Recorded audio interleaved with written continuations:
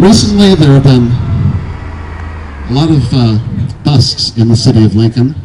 The opinion page of the Journal Star had an editorial on this on April 1st, 2010.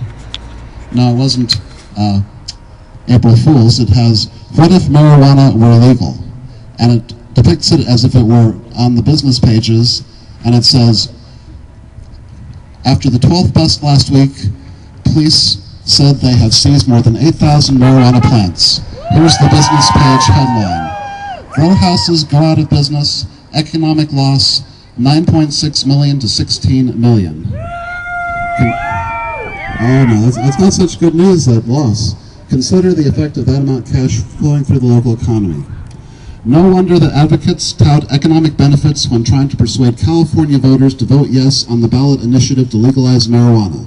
The California Board of Equalizations estimates that approval of the measure would net the state about $1.4 billion a year in taxes.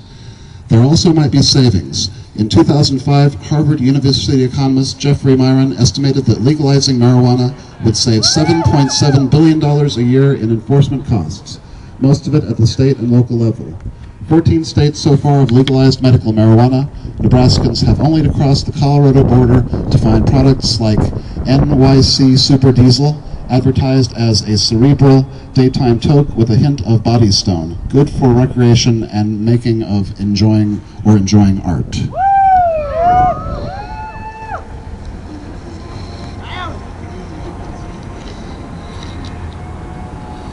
Now recently there was 420 and events happening on 420. This is from the KC Tribune. Around the country, the legalization of medical marijuana has normalized as 13 states have approved its prescription by doctors and its sale through legal dispensaries. Last month, petitioners in California qualified a proposal on the November ballot for voters to fully legalize, tax, and regulate marijuana. Advocates of the measure are promoting it as a new tax revenue source of $1.4 billion a year, which could help reduce the near-bankrupt state government.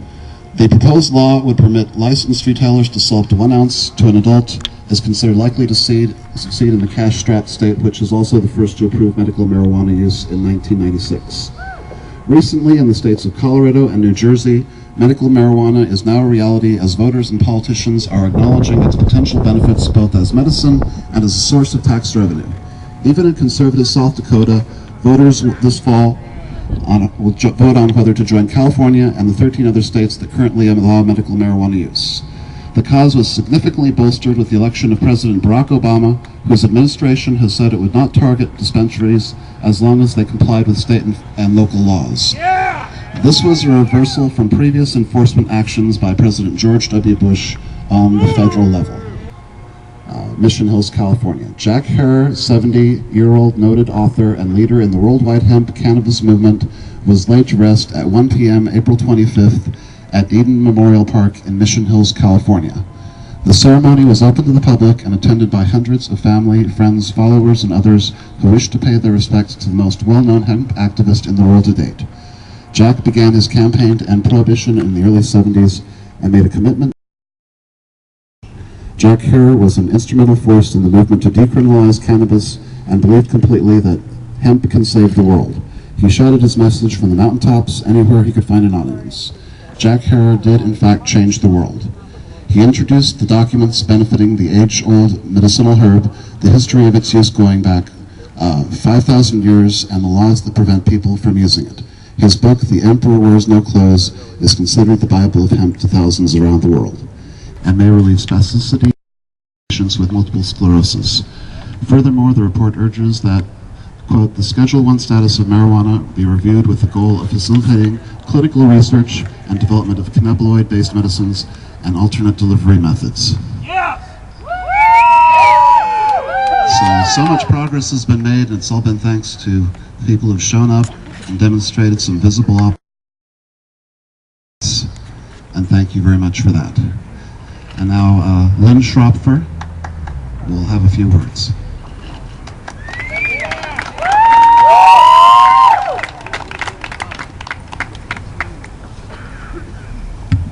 I'm Lynn Schropfer, farmer. I've been at this a long time, and as a farmer, I would just like to emphasize Hemp is a really good crop. It's drought resistant. You don't need irrigation. Doesn't require a lot of pesticides or fertilizer. And there are many uses for hemp right here. I hate plastic twine on bales.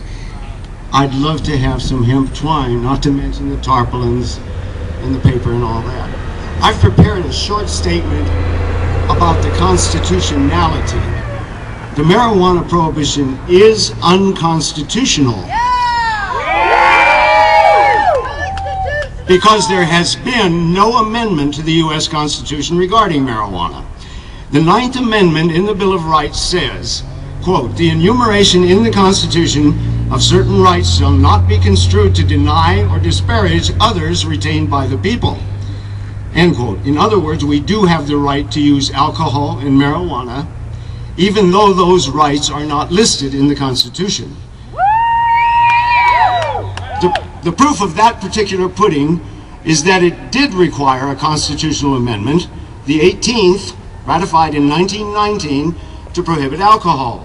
It required another amendment, the 21st, ratified in 1933, to repeal that prohibition when the people and the government realized how stupid it was, just as the marijuana prohibition is. And there has not even been an amendment in the case of marijuana, because we can prove in court that marijuana is not as harmful as alcohol. It cannot be prohibited without amending the Constitution. In case you should ever be arrested, have your evidence and your expert witnesses ready. A jury has the authority to nullify an unconstitutional law.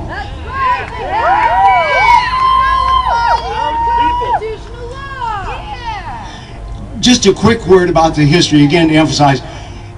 Marijuana became illegal, prohibited effectively in 1937, the year I was born. Under the Roosevelt administration, it was quite a conspiracy, as many of you know. It was the DuPont chemical people, the Hearst newspapers who owned a lot of forests. They didn't want competition for paper from hemp. It was quite a conspiracy. There was a bureaucracy in Washington that didn't have much to do when alcohol prohibition ended. As for that's the past.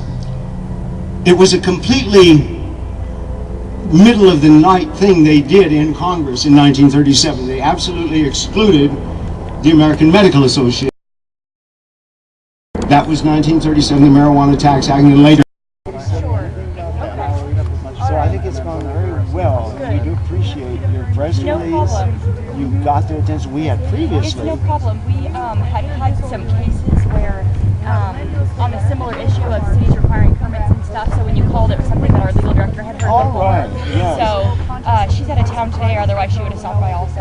Well, I'm so glad you're here. Yes, it is basic. The First Amendment: free press, freedom of speech, freedom of religion, freedom to assemble. Sure, and especially because you shouldn't be limited on that based on the resources of a group, whether or not you have a significant amount of money. I suppose we could have raised money, but as it is, we've all volunteered our time, materials. Right, and that shouldn't limit your access to Indeed, free of course, that's the bottom line.